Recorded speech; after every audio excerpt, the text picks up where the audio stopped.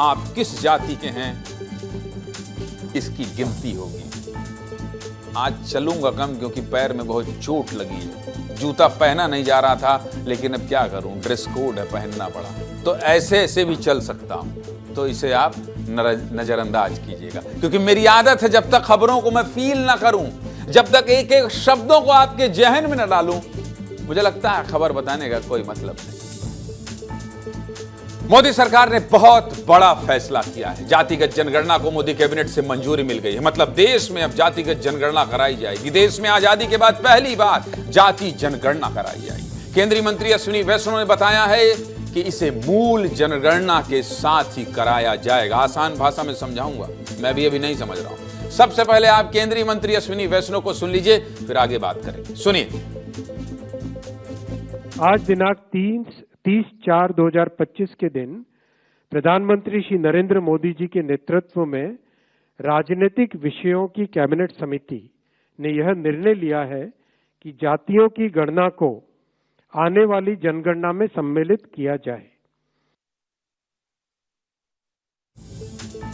मैंने आपसे कहा ना कि बहुत आसान भाषा में समझाऊंगा, समझ लीजिए, देख लीजिए, कुछ भी बताएं। सबसे पहले आपको यह बता देते हैं कि जाति जनगणना मतलब क्या।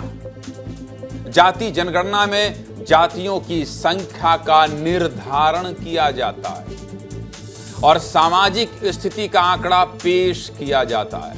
मतलब कौन सी जाति की कितनी संख्या है और उनकी सामाजिक स्थिति कैसी है, ये सब कुछ जाति जनगणना के आंकड़े में रहता है। 94 साल से देश में जातिगत जनगणना हुई ही नहीं।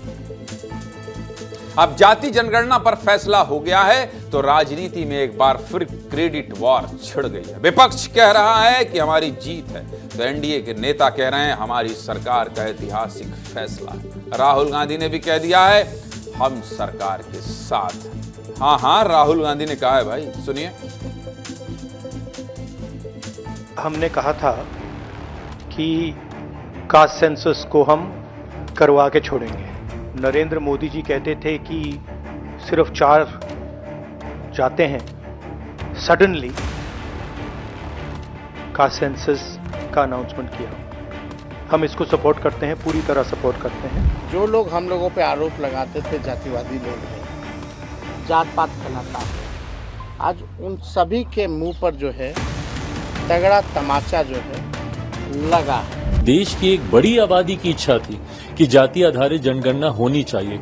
उनकी इच्छा को, उनकी भावनाओं को सम्मान देने का काम मेरे प्रधानमंत्री के द्वारा आज किया गया। अब फायदा होगा तभी निर्णय लिया गया है। अब केंद्रीय कैबिनेट में अगर निर्णय हुआ है तो होगा ही। कई पार्टी सिर्फ जातीय जनगणना को राजनीतिकरण करने का काम कर रही थी, इसलिए आप नरेंद्र मोदी जी को मैं फिर से बधाई देता हूं। कांग्रेस ने देश में 60 साल शासन किया और जब सत्ता से बेदखल हो गए तो वह जाति जनगणना की मांग करने लगे। राहुल गांधी जी और उनकी कंपनी मुंह पर ये करारा तमाचा है। देखिए, हमेशा जातिगत जनगणना के लिए कांग्रेस ने विरोध किया। हमारे अश्विनी वैष्णव जी ने ब्रीफिंग में बताया। हम तो पहले से उसके समर्थन में थे, पर लोग राजनीतिक दुरुपयोग करना चाहते थे, तो हमने राजनीतिक दुरुपयोग करने वालों को ये कहा था कि आप इसका राजनीतिक दुरुपयोग मत करिए, तो हम इसके विरोध में कभी भी नहीं रहे। जाति जनगणना का ऐलान हो गया है, लेकिन अब क्रेडिट पर घमासान मच गया है। जो भी हो, राहुल गांधी ने समर्थन कर दिया है। बिहार में इसी साल चुनाव होना है, तो सरकार के इस फैसले का पहला फ्लोर टेस्ट बिहार चुनाव ही होगा। अब मोदी सरकार का फैसला आया तो विपक्ष के नेता भी कहने लगे हमारी जीत हुई। चलिए अब आपको जाति जनगणना का इतिहास बता देते हैं। इतिहास जान लीजिए। देखिए, आपको पता है भारत में पहली जनगणना 1872 में लॉर्ड मेयो के शासन में हुई थी। भारत में पहली आधिकारिक जनगणना 1881 में लॉर्ड रिपन के अधीन की गई थी। मतलब भारत में जनगणना की शुरुआत अंग्रेजों ने की थी और तब जनगणना जाति के आधार पर होती थी। साल 1872 में जातियों को पहली बार गिना गया और लगातार 1931 तक जातिगत जनगणना होती रही। आखिरी बार जातिगत जनगणना के आंकड़े 1931 में ही पेश किए गए थे। मतलब 140 साल पहले जिस जनगणना की आधिकारिक शुरुआत की गई वो 1931 तक चलता रहा। 1941 में भी जातिगत जनगणना हुई, लेकिन आंकड़े जारी नहीं किए गए। इसके बाद 1948 के जनगणना कानून में जातिगत जनगणना करवाने का कोई प्रावधान नहीं है। मतलब राज्य जाति सर्वे कर सकते हैं, लेकिन जातिगत जनगणना नहीं कर सकते। कानून के हिसाब से जातिगत जनगणना नहीं की जा सकती, क्योंकि संविधान जनसंख्या को मानता है, जाति या धर्म को नहीं। लेकिन जातिगत जनगणना की व्यवस्था अंग्रेजों ने बनाई क्यों थी? और अंग्रेजों ने ही बनाई थी। कांग्रेस ने जातिगत जनगणना को अंग्रेजों की बांटने वाली साजिश बताया था।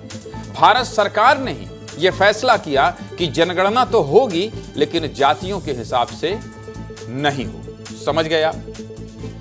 स्वतंत्र भारत में जातिगत जनगणना पर विधिवत और आधिकारिक चर्चा 1951 में हुई। तब पंडित जवाहरलाल नेहरू, बी.आर. आंबेडकर, मौलाना आजाद, सरदार वल्लभ भाई पटेल ने जातिगत जनगणना का विरोध किया था। तभी पिछड़े वर्ग के लिए आरक्षण की मांग भी उठी थी। तो पंडित नेहरू ने काका कालेलकर की अध्यक्षता में आयोग का गठन किया। काका कालेलकर ने 1931 की जातिगत जनगणना को आधार बनाया, जिसके अनुसार 1951 में ओबीसी वर्ग की कुल जनसंख्या 32% थी। कितनी थी ओबीसी वर्ग की? 32%।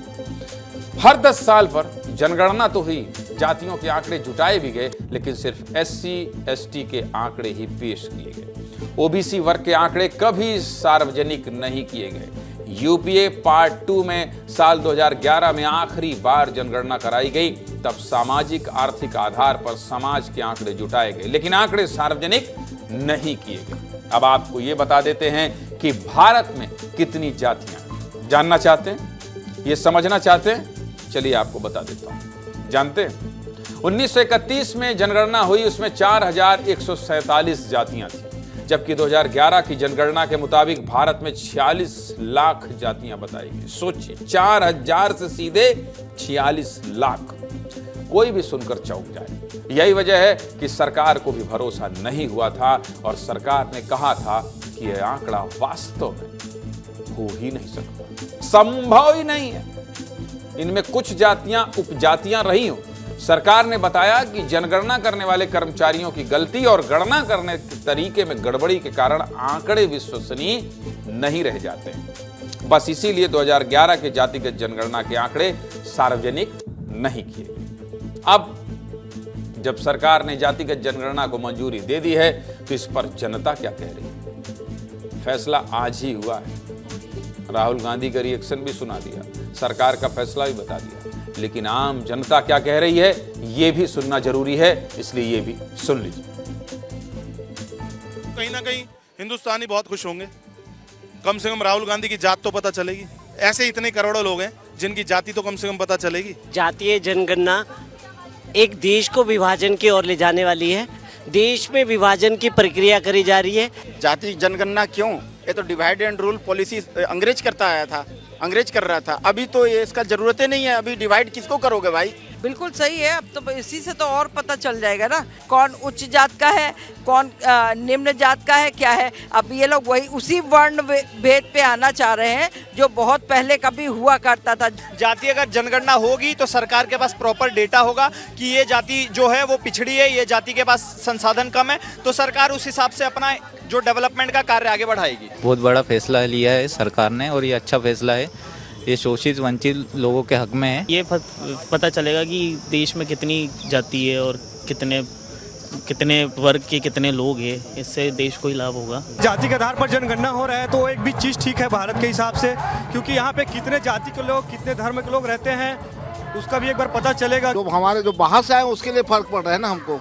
हमारे जो है यहाँ लोकल, उसके लिए तो बहुत बढ़िया है। जातिगत जो मतगणना है जो सरकार अभी करा रही है, एक तरह की इससे देखा जाए तो सही भी है, क्योंकि इससे हमें समाज में ये जानने मिलेगा कि हमारे जो जाति के लोग हैं वो कहाँ हैं, कैसे हैं, उनसे इंटरेक्शन बढ़ेगा।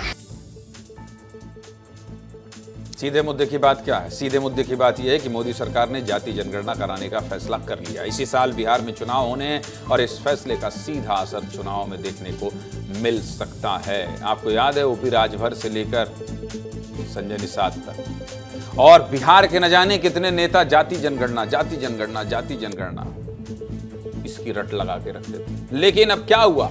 सरकार ने फैसला कर लिया, इसलिए बिहार चुनाव में इसका असर भी देखने को मिलेगा।